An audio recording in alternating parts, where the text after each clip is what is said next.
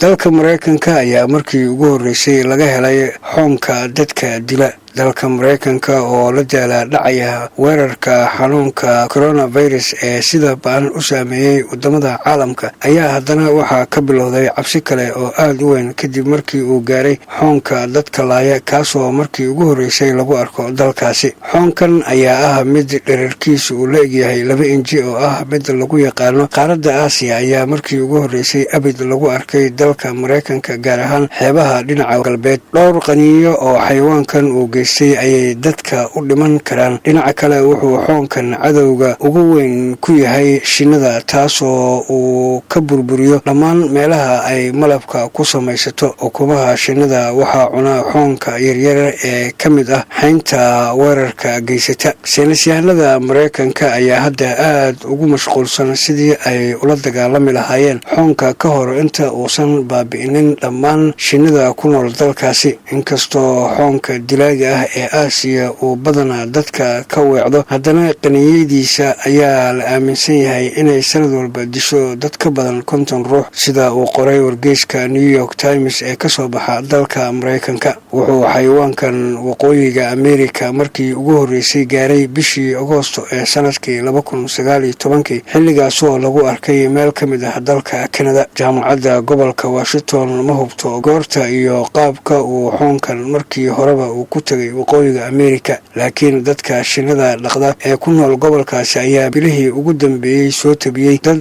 u dhintay siyaabo argagax leh. saynisyahanada ayaa si degdeg ah xal u raadinaya si loo badbaadiyo xayawaankan oo dhaqdhaqaaqiisa nolosha ee ugu badan sameeya xilliga guga. Todd Murray oo ah saynisyahan ka tirsan jaamacadda gobolka Washington sidoo kalena ah qabiir ku xeel dheer cayayaanka dalalka weerara ayaa yiri xoonka wuxuu ku socdaa tiro argagax leh. waa cabsi dhinaca caafimaadka ah. wuxuu si gaar ah khatar ugu sii yahay shinnida ku nool wadanka. cayayaankan ayaa la eg cabirka baabuurta yaryar ee ay caruurta ku ciyaaraan, wuxuuna leeyahay madax weyn oo jaallo ah iyo indho madow. qaybtiisa dhexe ayaa isugu jirta midabka jaalaha iyo madowga. Susan Kobi oo ah qabiir shinnida ku takhasustay oo ka tirsan jaamacadda gobolka Washington ayaa tiri waxay u muuqataa sida kartoonka bahalka loo ekeysiiyo marka aad eegto wejigooda weyn ee jaalaha ah. dhowr bilood kadib bishii December ee isla sanadkaasi ayaa xayawaankan duulaya laga soo sheegay meel u dhow xadka koonfureed ee gobolka Washington. nolosha xayawaankan waxay bilaabataa bisha Abriil marka ay boqoradooda ka soo baxdo qasriga oo ay bilowdo in ay wax cunto kadibna kuwa kale ay ku daydaan. marka ay xilliga xagaaga bartaan sida wax loo cuno, dhammaantood waxay xiryahooda uga soo baxaan si ay raashin u raadsadaan. inkastoo waxa ugu horeeya ee ay bartilmaameedsadaan uu yahay shinnida iyo malabkeeda, waxay weerari karaan dadka haddii ay khatar ka dareemaan. qaniinyadooda oo dhowr jeer ah waxay dili kartaa qof kasta, xitaa dadka aan xasaasiyadda qabin. dalka Japan oo xayawaankan si weyn loogu yaqaano waxay sanad kasta ku dilaan qiyaastii 30 ilaa 40 ruux. Conrad Bailey oo shinni ku dhaqda jasiiradda